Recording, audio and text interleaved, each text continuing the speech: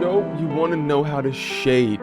Hey guys, I'm back to TutsByKai. I'm Kai, and today we're back once again taking a look at exactly what I just said. I've been getting a lot of comments recently asking me how I shade when I do. I don't usually do it because my style is very unshaded, but I got a lot of comments asking me how I shade things or how I would go about shading things. And it's very, very simple. So let's get this thing started. As you can see on our image here, I have a couple things. I have our background, which is obviously just white, and then I have our line art on a single layer, and then I have our color on a different layer other than that. So that's what we got basically.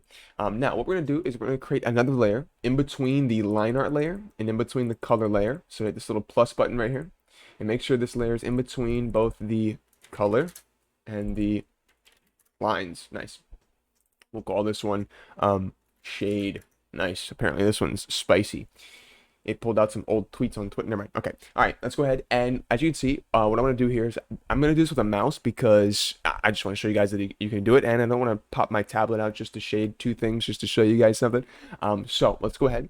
And as you can see, if I use this brush tool up here at the top, you go over here to advanced color selector, go to tool options. And I do believe if you don't have this dock, you can go ahead and pull it up right here in settings, Dockers, and then down at tool options right there. And that should pop up somewhere on your screen. You can put it where you want it. But if you change this brush smoothing from basic to stabilizer, and then put the sample count on somewhere around 400-ish, no, 400-ish, okay, 400-ish, and then the delay on like 25 or something like that, you can see we have a really nice way of just like drawing lines with the mouse, and they're nice and smooth. Very cool stuff. But all right, now, so what we're going to do is we're going to go ahead and on the shade layer, I'm just going to click and drag a nice little arc on the side of his face like this. Just something like that. You see how the lines overlap? You see how they're kind of crazy like that? That's what we're going to do. Now, obviously, this is if the sun is coming from this way or whatever the light source is. If the sun's coming from this way, obviously, the light would be on this side. And because his head is round, obviously, you're going to want to put an arc to that. Because if you were to do something like this, then all of this is the part that's shaded, and that looks weird. That's not how that would work. His face is flat if it's like that, and it also wouldn't be like this because that would be arcing the wrong direction. Because if you look at a circle, then the closest point to us is probably about right here, and then it goes down from here, and then it goes down to here like that. That's how spheres work. Just a nice little breakdown for you if you didn't know what a sphere was. In essence, what we need to do is once again just draw this little arc back. There we go. And now because his head is kind of like protruding over top of his chest and over his arm and his neck and shoulders, not only because his head is just bigger, because that's, I mean, what heads are, you know, heads are bigger than your shoulders and neck and whatnot. Not even only for that, but because he's a little slumped over, as you can see. So he's a little slumped over. You know, maybe he's not having the best day. So what we're going to do is we're going to create another line. We're going to start right here. And we're just going to drag like that. So you see that as a nice little shadow there. You can also do a shadow here. But like I said, once again, make sure you keep in mind where the sunlight is. But I think for this might be fine because his head is still giving that shadow. But I will go ahead and do the line back here. Create a nice little arc to it, maybe. Something like that. There we go. Cool. So the sun is casting this direction. It is making this part of his face really bright. It is shading this piece right here. And it is shading this piece right here because his head is creating a shadow onto this, which is his back and like his shoulder area. So just keep in mind where the light's coming from. If you have to break it down like this, then that's completely fine. If the light was coming from this direction, obviously, I want to break this down just so you guys get it. If there's light coming from this direction, obviously this is the part that would be in shadow like this, and then most likely like this. So all of this would be shaded in, and all of this would be shaded in. So yeah, it just depends on where the light is coming from. So let's go ahead, delete that, and put this back. All right, cool. Now, so once that's done, let's go ahead and get rid of the arrow. There we go. Nice, cool. So now I bet you're wondering, how are we gonna make this into like actual like shading? So let's go ahead and grab the fill tool, here. Now what you need to do is you need to make sure that in the tool options you have the grow selection set to at least 2 pixels. Probably 2 is probably the best place to keep it. Make sure this is set to 2 pixels, because if it's set to 0 and we fill this in, you can see we have that nasty outline. That's gross, right? That's gross. We hate that. We don't like that. But if I change this up to 2 and fill this back in, boom, instantly gone. There's no more of that weird line because it's growing the pixels by 2. So in essence, what it's doing is it's making it, filling it 2 pixels past the edge of the black lines. So that's what we needed to do there. Now the same thing with this down here, boom, and we have that nice shading. Now, instead of going ahead and erasing these lines like this, I mean, we can do this, you know, and all this stuff and whatever, whatnot, and doing all this like process stuff and missing some of it potentially. What we're gonna do is we're gonna do something very, very, very simple.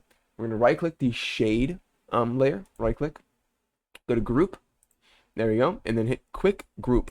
Now what this is gonna do is gonna create a group and it's gonna put the shade layer inside of it. So the next thing that I want to do is I'm gonna go ahead and grab the color layer and click and drag that into the group with the shade. Now there's a group we have with the shade and the color, and the lines in the background are not in that group. Now, what we need to do is we need to go ahead and grab the shade layer and go over to this little icon that's a little A. Hit this little A button. As you can see, once we do that, it gets rid of everything that's not on the color layer. So if there's nothing in that section on the color layer, it doesn't put it on the shade layer. So it's just taking our shade layer and then mixing it with the color and only placing the shade on the color because it's inside that group. So it's like anything in this group is what's going to touch. So if we put the background into this group, you see it'll put it on that, but we don't want that. So don't put the background there. It's just going to bleed onto the background.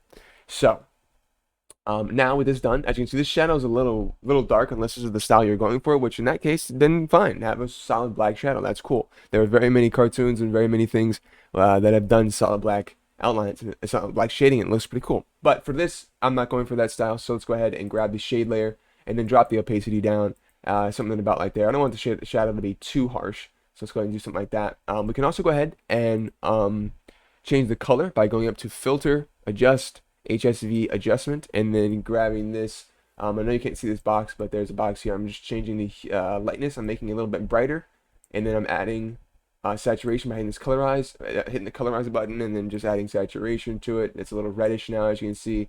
You can make it blue. Blue is probably a really good color to stay with.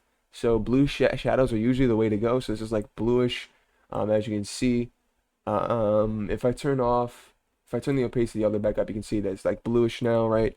You want to go for a color like this, most likely, and then turn the opacity down, and then it gets a nice blue, cool shade like that. Now, of course, you can go for a red or a green, depending on what your scene is or what color you want to do, what style you want to go for. But for typically, I want to go with this blue, this darker blue shade color. So that is basically it. That's really all that it is. You can do highlights the same way real quick. So let's go ahead and hit this little plus button, add in a highlight layer. Let's go ahead and just make a really bright yellow color like that.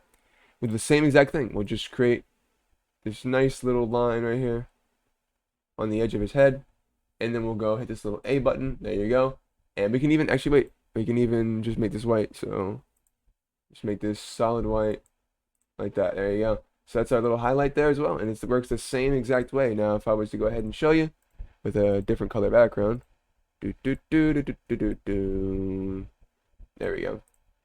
All right, so as you can see, that is our highlight. You can see it overlaps there. If we hit the little A button, then boom, we have a highlight too. So very cool stuff. I hope you, ladies and gentlemen, enjoyed today's tutorial. Do a little highlight here as well on the right layer. Make sure you're on the right layer. There you go. But yeah, so I hope you, ladies and gentlemen, enjoyed today's tutorial. That is going to be it for today. Thank you for watching. I appreciate that very much. I will see you in the next tutorial. Let me know what you want to see next time down below, and I will see you there.